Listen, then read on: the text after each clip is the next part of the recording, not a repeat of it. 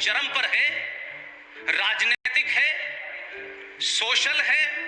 इसके अलावा इस देश में अलग अलग तरीके से उस आतंकवाद को सुबह शाम फरोख्त किया जाता है, बढ़ाया जाता है। लेकिन उसके बाद भी हम कहते नहीं आतंकवाद का कोई धर्म नहीं होता। लेकिन सिखों का कुछ थोड़े दिन के लिए आतंकवाद हुआ था, लोगों को धर्म पता चल गया, हिंदू में 2 लोगों को पकड़ लिया, हिंदू का आतंकवाद पता चल गया। लेकिन पूरी दुनिया में फ्रांस में, लंदन में, कोई मुल्क ले लीजिए, उस धर्म में जो लोग आतंकवाद कर रहे हैं वो मारने से पहले कहते हैं ला इलाहा इल्लल्लाह मोहम्मद रसूलुल्लाह, नारे तकबीर अल्लाह अकबर। उसके बाद भी हम कहते नहीं धर्म नहीं होता सब आतंकवाद का।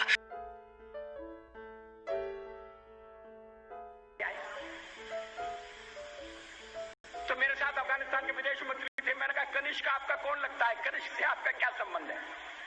कहने लगे कनिष्क हमारा पूर्वज है, कनिष्क हमारा पुरखा है।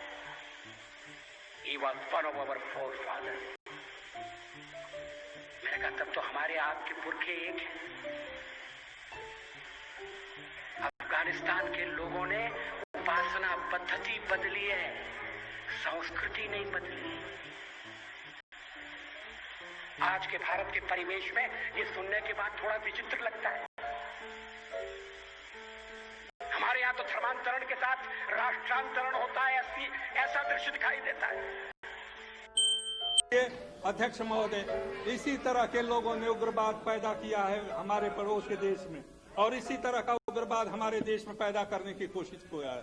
उग्रवाद से उग्रवाद नहीं बंद होता, उग्रवाद शांति से की बातों से बंद होता है। उग्रवाद बंद होता है समझाने से, उग्रवाद बंद होता है समझदारी।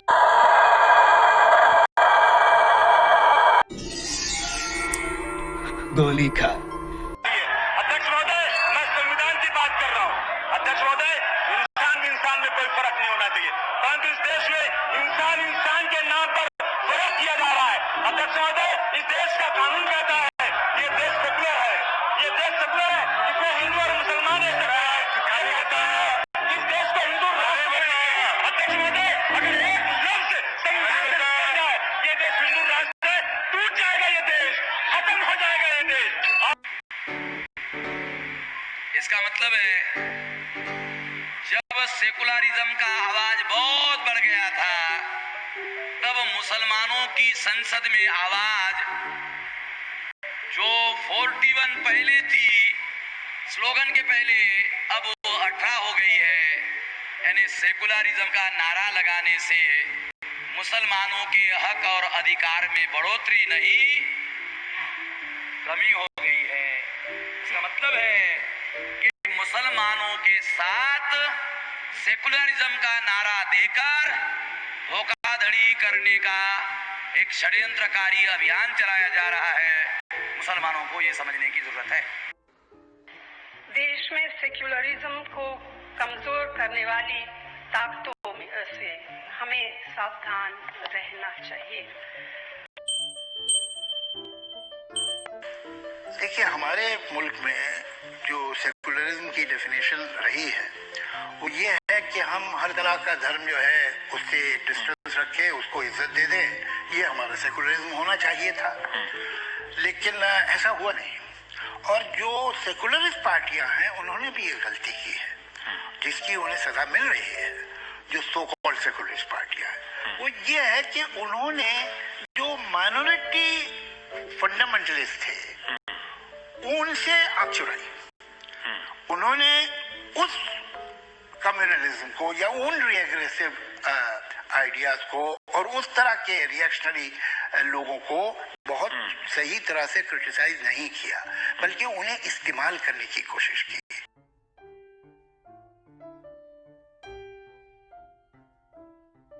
हिंदुस्तान का मुसलमान बन जाए, ये मुल्क की तकदीर बदल जाएगी। जरा अपने अंदर की शिद्दत को जगाइए भाई। मुझे एक बात समझ में आई है, जितना मैंने इस्लाम के बारे में पढ़ा है, कि डरा हुआ आदमी मुसलमान नहीं हो सकता, क्योंकि जहां डर है वहां इस्लाम नहीं है, जहां इस्लाम है वहां डर नहीं। जैसे आपके पति आपसे अभी क्या कहते हैं? अभी भी वो आपको वैसा ही झूठा दिलासा कहते हैं घर में, मतलब मेरे देवर के साथ मैंने हलाला ना कराया तो चाहे मुझे जेल भेज दो, चाहे मुझे फांसी चढ़ा दो, मैं आपको नहीं लेकर जाऊंगा। अब उन्होंने काउंसलिंग में साफ ओपनली सबके सामने बोल दिया है, उन्होंने पुलिस के सामने भी यही बोला है कि हलाला कराओ तो लेकर जाएंगे। मतलब आपके पास उन्होंने कोई विकल्प नहीं छोड़ा, हलाला, तलाक, पहले 3 तलाक और फिर अब हलाला। इससे कैसे जूझ रही हैं आप राबिया? माता बोल रहा हूं मैं तुम्हारे लिए। मुसलमानों 2 साल तक मत खाए ना अगर हम, तो खुद ये लोग आके हमारे दरवाजे पे बोलेंगे कि काट लो, खा लो।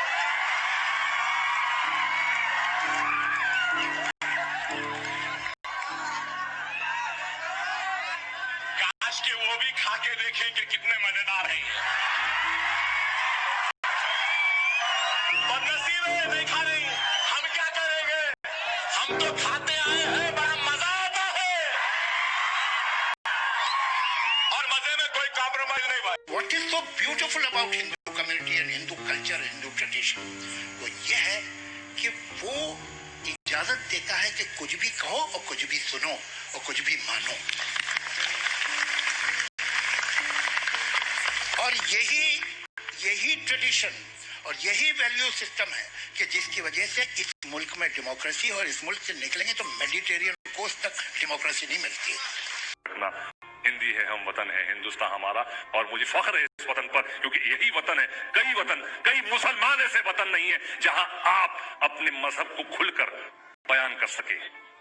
हिंदुस्तान एक ऐसा वतन है, एक मुल्क ऐसा है जहां पे खुल के कोई भी आदमी अपने मजहब का, अपने जो भी जिस धर्म में हो उसका पालन कर सकता है। और मैं सलाम करता हूं इस मुल्क को, और मैं शुक्रगुजार हूं कि मैं इस मुल्क में पैदा हुआ हूं। अपने मुल्क जहां पे तुम इसकी मिट्टी के पैदावार हो, इसका नमक कहा है, उसकी भी तारीफ करो।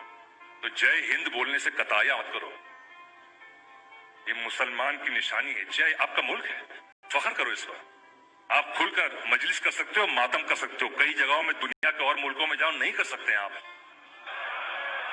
इस मुल्क ने आपको ये परमिशन दी है। या अली, बेशक ये नारा हैदरी कई जगह नहीं लगते भाई, मैं घूम चुका हूं दुनिया के कई मुल्कों में। तो फख्र करिए आप और इस मुल्क को जोड़ के रखने की कोशिश कीजिए।